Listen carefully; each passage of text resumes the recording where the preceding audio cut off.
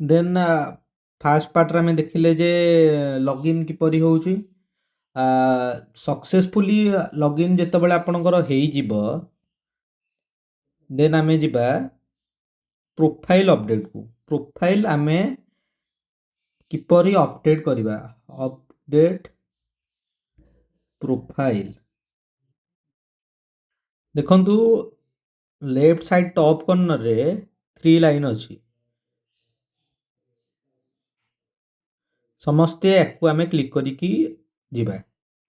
ଦେନ୍ ଏଇଠି ଗୋଟେ ଆସୁଛି option edit profile. Edit profile, then ତାକୁ ଆମେ କ୍ଲିକ୍ କରିକି ଯିବା। ଏଡିଟ୍ ପ୍ରୋଫାଇଲ୍ ସେମ୍, ପୁଣି ଆପଣ ଆଉଥରେ କ୍ରସ୍ ଚେକ୍ କରିଦେବେ ଯେ ପିଲାର ନାଁ ଏଠି ଅଛି ନା ନାହିଁ। ଯଦି ନାହିଁ ତୁରନ୍ତ ମେସେଜ୍ କରିବେ, ଯଦି ଅଛି ବେସିକ୍ ଇନଫର୍ମେସନ୍କୁ ଯିବେ। ଏଠି ଏବାଉଟ୍ରେ ଯାହା ବି ମାନେ ପିଲାଙ୍କ ନାଁ ଗୁଡ୍ ବୟ କି ଆପଣଙ୍କ ଆକର୍ଡିଂରୁ ଯେମିତି ମାନେ ବାୟୋରେ ବି ଲୋକ ମେନସନ୍ କରିଦେବେ, ସେମିତି ଯାହା ବି ରଖିଦେବେ। ଏଇଟା ମ୍ୟାଣ୍ଡେଟୋରି ନାହିଁ, ଆପଣ ଚାହିଁଲେ କରିପାରିବେ। ଦେନ୍ ରୋଲ୍ ନମ୍ବର, ପୁନଶ୍ଚ କହୁଛି ରୋଲ୍ ନମ୍ବର ଜାଗାରେ ସ୍କୁଲ ତରଫରୁ ଯେଉଁ ମେସେଜ୍ ଯାଇଛି ଆଇଡି ନମ୍ବର, ସେ ଆଇଡି ନମ୍ବର ହିଁ ଇନପୁଟ୍ କରିବେ ରୋଲ୍ ନମ୍ବର ଜାଗାରେ। ଆଇଡି ନମ୍ବରଟା କ'ଣ ପୁଣି ମୁଁ ଦେଖିଦେବା। ସ୍କୁଲର ତରଫରୁ ଯେଉଁ ଆପଣଙ୍କୁ ମେସେଜ୍ ଯାଇଥିବ, welcome to international school Divyanshu Pradhan, your ID number is ଏତିକି। ଦିବ୍ୟାଂଶୁ ପ୍ରଧାନଙ୍କର ଆଇଡି ନମ୍ବର ହେଉଛି ଏତିକି। ସମସ୍ତଙ୍କୁ ଅଲଗା ଅଲଗା ମେସେଜ୍ ଯାଇଥିବ, ଆଇଡି ନମ୍ବର ସମସ୍ତଙ୍କର ଅଲଗା।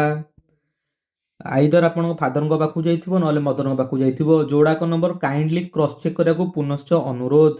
ଦେନ୍ date of joining, date of joining mention କରିବା ଆବଶ୍ୟକ ନାହିଁ। ଡେଟ୍ ଅଫ୍ ଜଏନିଂକୁ ଆପଣ କାଟିଦେବେ, ମାନେ ଆବଶ୍ୟକ ନାହିଁ, ଆପଣଙ୍କ ଇଚ୍ଛା ଦେବେ ନଦେବେ ସେଇଟା ଆପଣଙ୍କ ଉପରେ ଫୁଲି ଡିପେଣ୍ଡ କରେ। କିନ୍ତୁ ଏଇଟା କମ୍ପଲସରି ତ ଚେଞ୍ଜ କରିପାରିବିନି, ଏଇଟା ବି ଚେଞ୍ଜ କରିପାରିବିନି, ଏଇଟା ବି ଚେଞ୍ଜ କରିପାରିବିନି। ଆପଣଙ୍କର ଖାଲି ଏବାଉଟ୍ ଚେଞ୍ଜ କରିବେ, ଆଉ ରୋଲ୍ ନମ୍ବର ଜାଗାରେ ଆଇଡି ନମ୍ବର ଇନପୁଟ୍ କରିବେ। ଦେନ୍ ଇଏ ଫିନିଶ ହେଲା, ତାପରେ ବ୍ୟାକ୍ କରିବେ।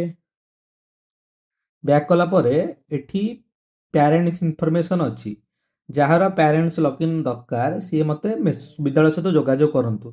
ଦେନ୍ ଆମେ ଯିବା ପର୍ସନାଲ୍ ଡିଟେଲ୍ସ। ପର୍ସନାଲ୍ ଡିଟେଲ୍ସ ଉପରେ କ୍ଲିକ୍ କରିବେ।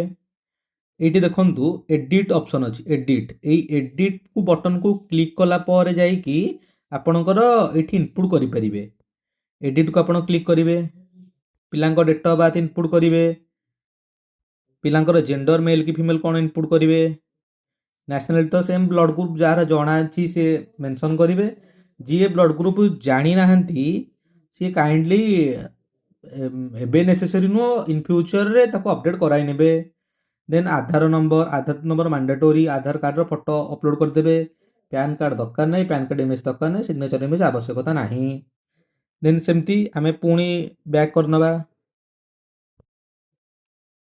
এই রাইট অপশন মানে রাইট লেফট কর্ନର ଟପ୍ରେ ଅଛି ବ୍ୟାକ୍ ଅପସନ୍। ଟୋଟାଲ୍ ବ୍ୟାକ୍ ହୋଇଗଲା।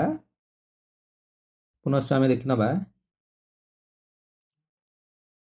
ଆମେ ଏଡିଟ୍ ପ୍ରୋଫାଇଲରେ ଥିଲେ, ସେମ୍ ଏଡିଟ୍ ପ୍ରୋଫାଇଲକୁ ଯିବା। Edit profile, personal details edit ହୋଇସାରିଛି। ଦେନ୍ ଆଡ୍ରେସ୍, ସେମ୍ ଆଡ୍ରେସ୍ର ଏଡିଟ୍ ଅପସନ୍ କ୍ଲିକ୍ କଲେ ସବୁ ଟ୍ୟାବ୍ ଆପଣଙ୍କର ଆକ୍ଟିଭ୍ ହେଇଯିବ।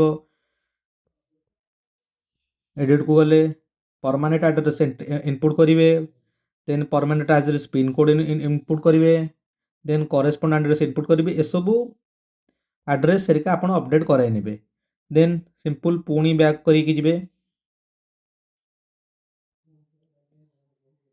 ଏଜୁକେସନାଲ୍ ଡିଟେଲ୍ସ ନେସେସିଟି ନାହିଁ, ୟାକୁ ଆପଣ ଇଗ୍ନୋର କରିବେ। ବର୍ତ୍ତମାନ ଫୁଲି ତାପରେ ଦେନ୍ ଉପରେ ଯେଉଁ ଆଇଡି ପାଖରେ ଗୋଟେ ସିମ୍ବଲ ଦେଖୁଛି ଏଡିଟ୍ର, ତାକୁ ଆପଣ କ୍ଲିକ୍ କରିକି ପିଲାଙ୍କର ଫଟୋ ଅପଲୋଡ଼ କରାଇ ନେବେ। ସ୍କୁଲ ଡ୍ରେସ୍ରେ ପିଲାଙ୍କର ଫଟୋ ଅପଲୋଡ଼ କରାଇ ନେବେ। ଏକ୍ଜାମ୍ପଲ୍ ଆପଣଙ୍କୁ ଦେଖାଇ ଦେଉଛି। ଆପଣ ସିମ୍ପଲ୍ ୟାକୁ କ୍ଲିକ୍ କଲେ, ଏଡିଟ୍କୁ କ୍ଲିକ୍ କଲେ, ଅପଲୋଡ଼ ଏ ଫଟୋ, ଗ୍ୟାଲେରୀର ଆକ୍ସେସ୍ ଆପଣଙ୍କୁ ଦେଖାଇଦେବ।